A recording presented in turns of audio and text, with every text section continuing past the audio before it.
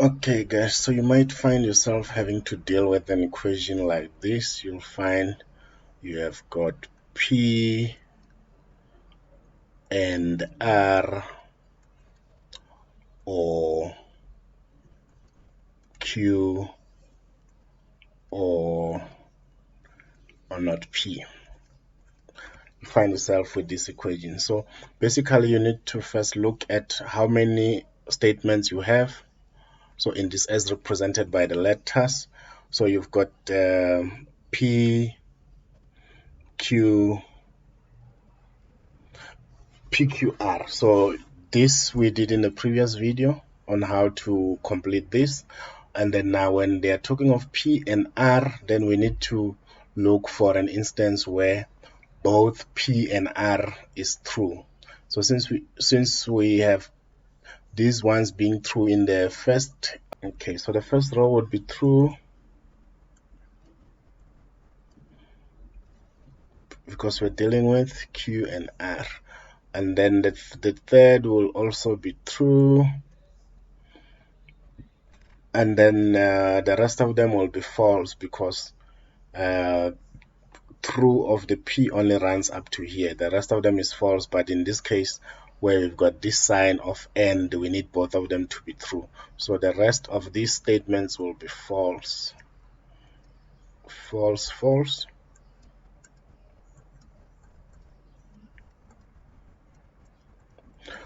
Okay, so in the statement there's also a negation of P. So we need to do these things individually first, and then we group them piece by piece. Like in this case, we have determined the outcome of this, and then now we need a P. So a P column was supposed to go in somewhere after the R, but we will have it here anyway, and then we will complete it. Because this was true, we're negating it to be false, so we'll have 4 of the false at first, and then followed by true the whole way, followed by true, true, true, true. So this is the negation. So this one is saying if Q or not P is correct, it's true, then we will have our statement being true here. So as we note that the last 4 out of the not P are true, so we can say the last 4 will be true because we have got a true there. And then we go to look into the Q part, and then under the Q part, the first 2 statements are true, so we're going to have that as true, and then these statements are false on both ways, so we'll have those then be false for these 2, false and false.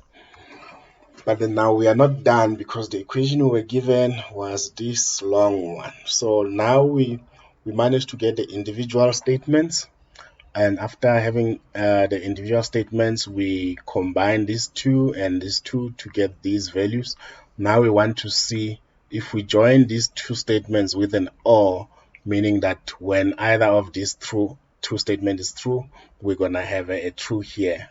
So we can just test that. When either is true, we have a true here. So in this instance, the last 4 are true, so we can already have true for the last 4, and the first 2 are also true in this case, so we can have ourselves a true and a true.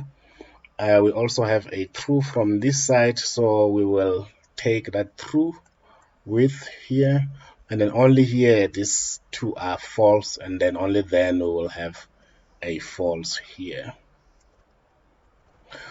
So this would be your final answer to this question, to say the truth table outcome for this is this bunch here.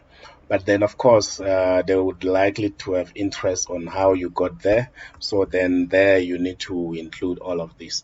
So in an outcome like this, where there's a false and a true in the final stage, it's called a contingency.